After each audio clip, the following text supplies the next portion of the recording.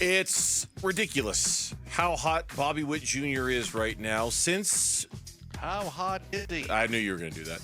He's 12 for 15 since he played in his first All-Star game. He's so hot. How hot is he? He's so hot that he makes the temperatures here in Arizona look like Gambo's back in Norway. Oh, man.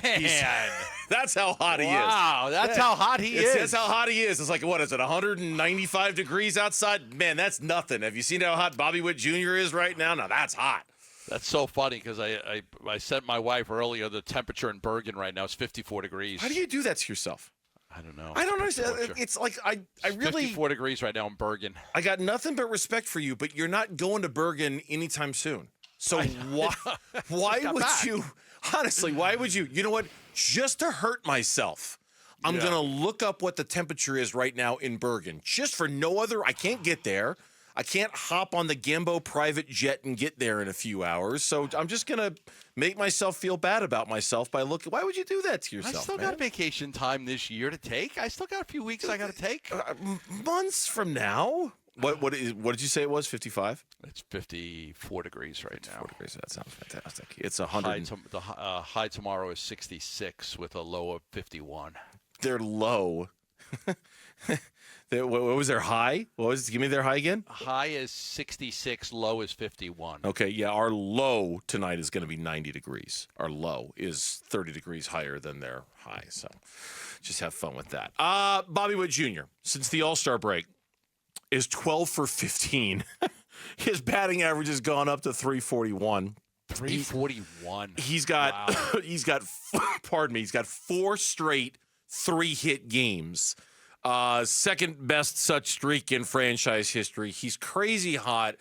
And we got into this conversation earlier, and I think we should dig a little deeper into this because, look, this is not meant as a knock on Corbin Carroll. It's going to come out like a knock on Corbin Carroll, but there's a little envy here, isn't there, if you're a Diamondbacks fan and you're looking. Yeah, because they're both young stars who got big contracts. And I wanted to throw one more thing in there with Witt that you didn't mention. In the month of July, just the month of July, that takes the whole month, he's hitting 491.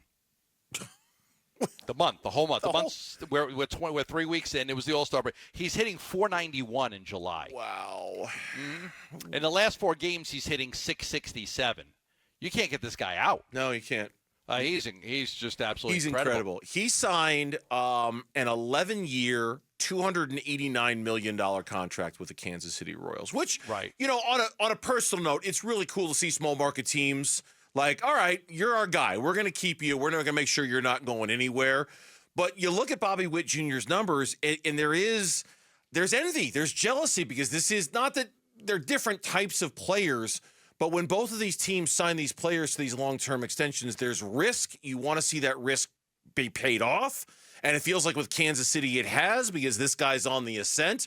And with Corbin Carroll, we're just not sure right now what the Diamondbacks have in their young guy that they've signed to an $111 million contract. I believe they waited 2 years before they gave him the deal where the Diamondbacks were more like, 1 year.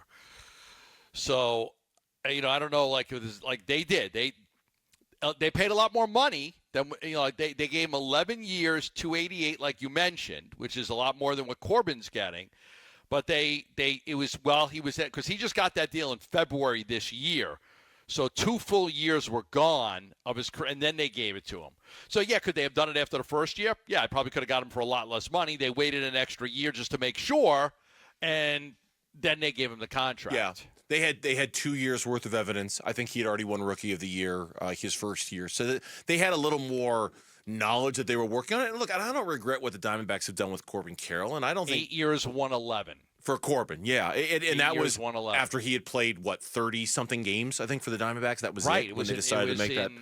That contract was in March of 2023. Yeah, I guess the envy comes. So he hadn't really played anything. Just that cameo he had the year before that. This time a year ago, we were looking at Corbin Carroll as our Bobby Witt Jr. Again, different type of player, but like he's our Bobby Witt Jr. He's going to be the star, and he's going to be one of the best players. And he's still.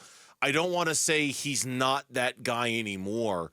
But this season that Corbin Carroll has had has really shook us to our core, hasn't it? Like I don't want to be worried about him long term, But I also know if we get to the end of the season and he finishes with a batting average of 209 and an OPS somewhere in the 660s, he is going to be there are going to be two major question marks for the Arizona Diamondbacks going into the offseason.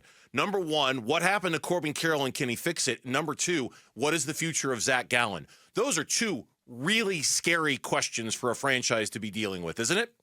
I think we're back to the reality. Like, would it benefit the Diamondbacks to send him back down to the minors? I don't think there's any reason why we shouldn't bring that conversation back up.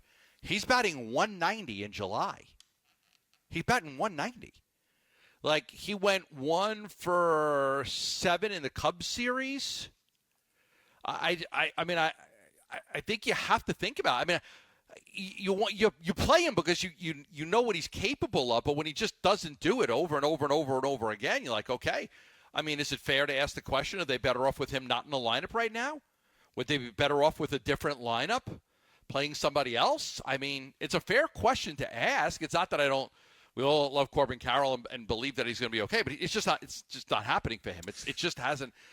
There's been times we thought he was going to turn the corner. He's never turned the corner. His OPS had a game or two here or there, but that's it. Yeah, his OPS by month, 538 the first month of the season, 614 in May, 725 in June. He hit 250 in June. He had a 725 OPS.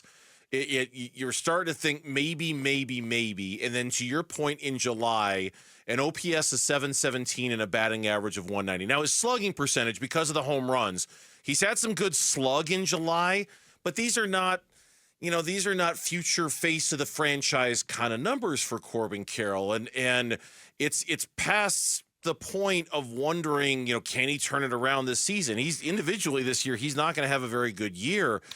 I'm worried about it. I don't know how worried I should be about Corbin Carroll, but then I see Bobby Witt Jr. doing Bobby Witt Jr. things, and it makes me feel even more worried about Corbin Carroll. Can you make an argument that the Diamondbacks' best outfield is Alek Thomas, Lourdes Gurriel, and Jake McCarthy? Yeah, you can. Yes, you can. And you can make an argument that sending him down to the minors just to get some confidence back still might be the best thing that could happen to him. Yes, you could. I concede all of that to you. You could make that argument.